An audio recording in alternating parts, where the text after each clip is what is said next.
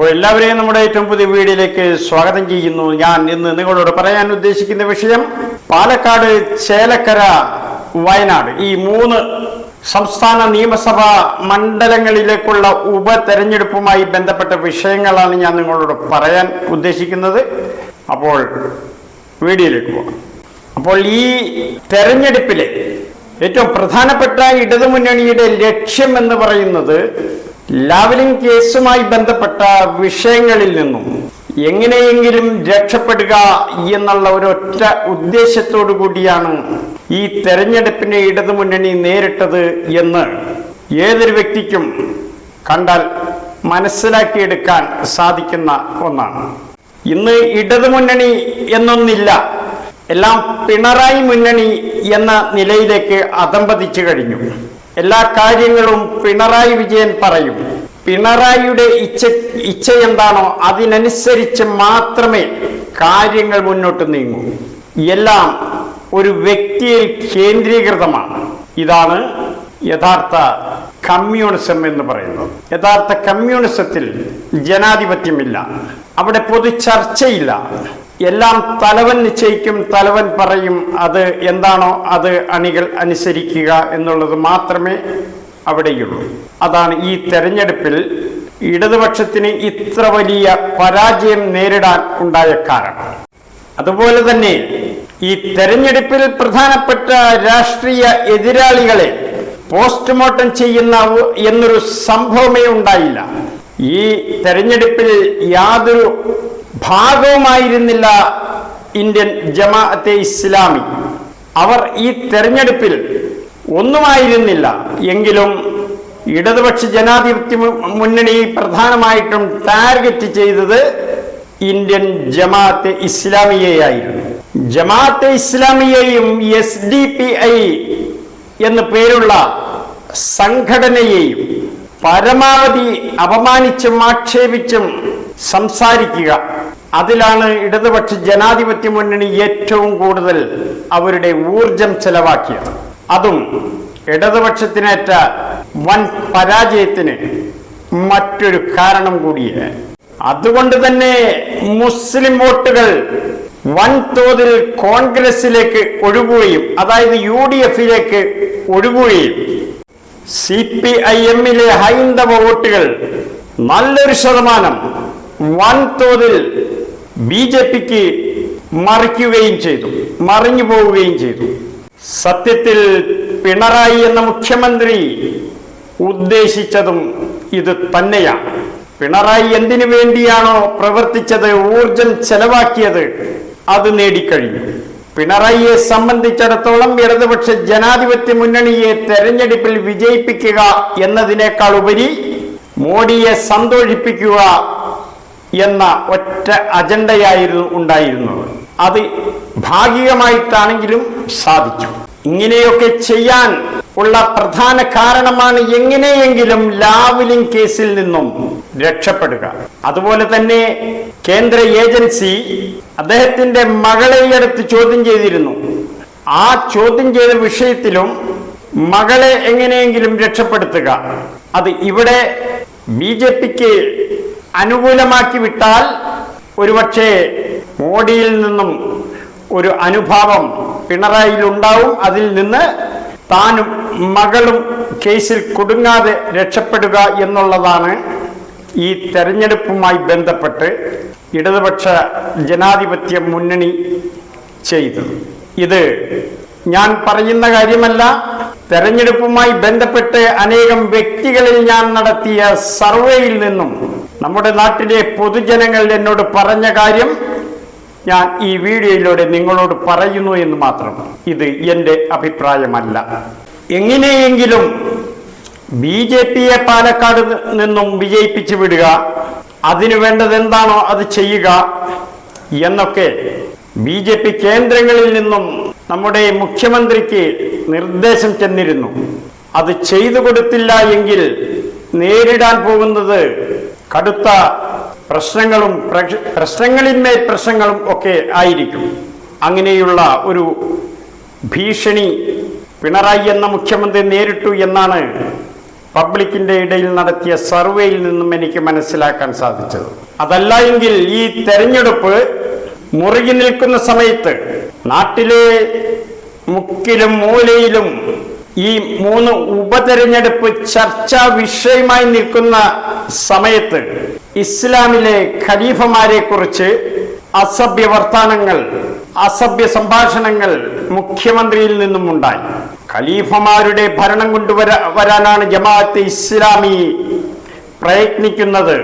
പ്രവർത്തിക്കുന്നത് എന്നൊക്കെ പറഞ്ഞു. അങ്ങനെ പറയുമ്പോൾ ബഹുഭൂരിപക്ഷം വരുന്ന ഹൈന്ദവ വിഭാഗങ്ങളിൽ ഖലീഫമാർ എന്ന് പറയുന്നത് എന്തോ കൊടിയ ഭീകരന്മാരാണെന്നും ഭീകരന്മാരുടെ ഉസ്താദുമാരാണെന്നും ഒക്കെ തെറ്റിദ്ധരിക്കാൻ സാധ്യതയുണ്ട്. ഹൈന്ദവ സമൂഹത്തിലെ ബഹുഭൂരിപക്ഷത്തിനും എന്ന് പറഞ്ഞാലും പോരാ, മൃഗീയ ഭൂരിപക്ഷത്തിനും ഇസ്ലാം എന്നാൽ എന്താണ് എന്നതിനെ കുറിച്ച് ABCD അറിയില്ല. അതുകൊണ്ട് പിണറായി വിജയൻ ഇത്തരത്തിൽ ഖലീഫമാരെ തള്ളിപ്പറയുമ്പോൾ, ഖലീഫമാരെ ഭീകരവൽക്കരിച്ച് പറയുമ്പോൾ, ഖലീഫമാരെ തീവ്രവാദവൽക്കരിച്ച് പറയുമ്പോൾ ബഹുഭൂരിപക്ഷം വരുന്ന ഹൈന്ദവ സമൂഹം തെറ്റിദ്ധരിക്കുന്നത് ഈ ഖലീഫമാർ എന്ന് പറയുന്നത് തീവ്രവാദികളുടെ ഉസ്താദുമാരായിരുന്നു.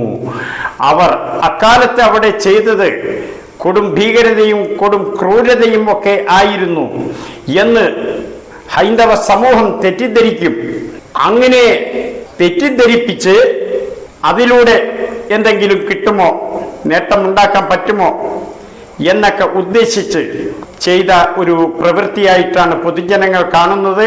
എന്നാൽ സത്യത്തിൽ അദ്ദേഹം അത് പറയാൻ കാരണം ജമാഅത്തെ ഇസ്ലാമിയെ ഇതിനിടയിൽ ഒന്ന് ഭീകരവൽക്കരിക്കുക, SDPI ഭീകരവൽക്കരിക്കുക, അതിലൂടെ കുറച്ചെങ്കിലും വോട്ട് ഇടതുപക്ഷത്തിനും ലഭിക്കും, കുറെ വോട്ടുകൾ BJPക്കും ലഭിക്കും.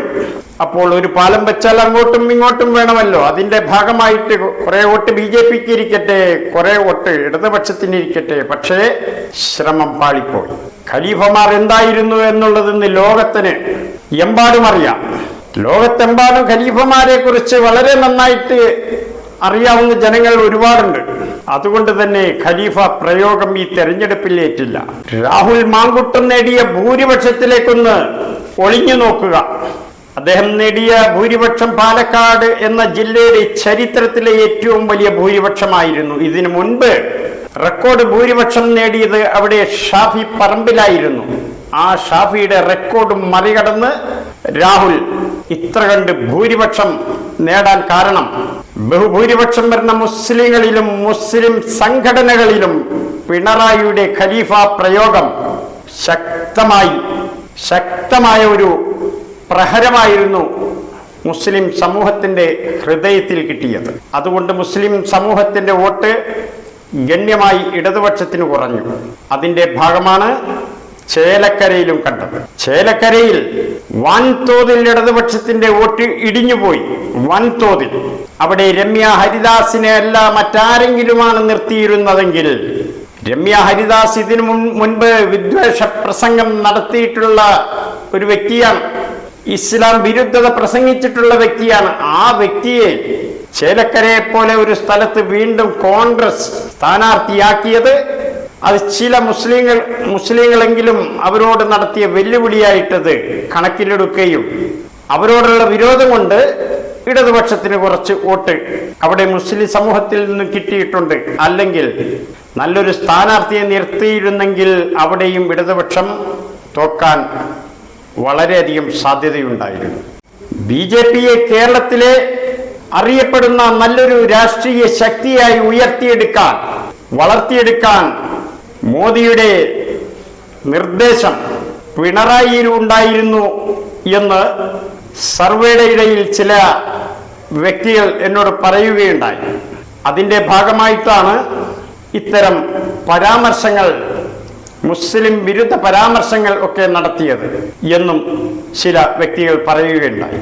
BJPയെ നല്ലൊരു രാഷ്ട്രീയ ശക്തിയായി വളർത്തിയെടുക്കാൻ പിണറായി സഹായിച്ചില്ല എങ്കിൽ പിണറായിക്കെതിരെ ലാവ്ലിൻ കേസും മകൾക്കെതിരെ ഉള്ള കേസുകളും ഒക്കെ കൊണ്ട് പിണറായിയും മകളും ഒക്കെ ജയിലിൽ കഴിയേണ്ടി വരും എന്നുള്ള ഭീഷണി ഉണ്ടായിരുന്നു എന്നാണ് നാട്ടുകാരിൽ ചിലർ പറയുന്നത്.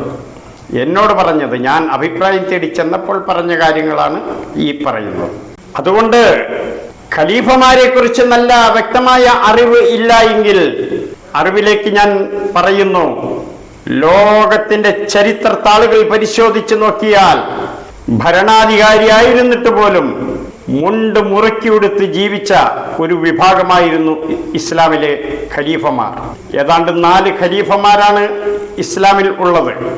അതിൽ ഒന്നാമത്തേത് അബൂബക്കർ സിദ്ദീഖ് റളിയല്ലാഹു അൻഹു, രണ്ടാമത്തേത് ഉമർ ബിൻ ഖത്താബ് റളിയല്ലാഹു അൻഹു, മൂന്നാമത്തേത് ഉസ്മാൻ ബിൻ അഫ്ഫാൻ റളിയല്ലാഹു അൻഹു, നാലാമത്തേത് അലി ഇബ്നു അബി താലിബ് റളിയല്ലാഹു അൻഹു.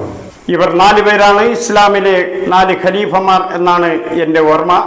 എൻ്റെ കുട്ടിക്കാലത്ത് പഠിച്ചതാണ്. ഒരുപക്ഷെ വേറെ ഉണ്ടെങ്കിൽ കമൻറ്റിലൂടെ ആരെങ്കിലും ശ്രദ്ധയിൽപ്പെടുന്നവർ കമൻറ്റിലൂടെ അറിയിക്കുക. അപ്പോൾ ഇത്തരം മഹത് വ്യക്തിത്വങ്ങളെ തേജോവധം ചെയ്യുമ്പോൾ തീർച്ചയായും സൂക്ഷിക്കണം. കാരണം മുസ്ലിങ്ങൾ ഏതാണ്ട് 99% ഇത്തരം വ്യക്തിത്വങ്ങളെ കുറിച്ച് പഠിച്ചിട്ടുണ്ട്. അവരുടെ ഓരോരുത്തരുടെയും ഹൃദയത്തിലുള്ള ഇടിയായിരുന്നു പിണറായി വിജയൻ നടത്തിയ ഖലീഫമാരുടെ ഭരണം കൊണ്ടുവരാനാണ് ജമാഅത്തെ ഇസ്ലാമി ശ്രമിക്കുന്നത് എന്നുള്ള പരാമർശം.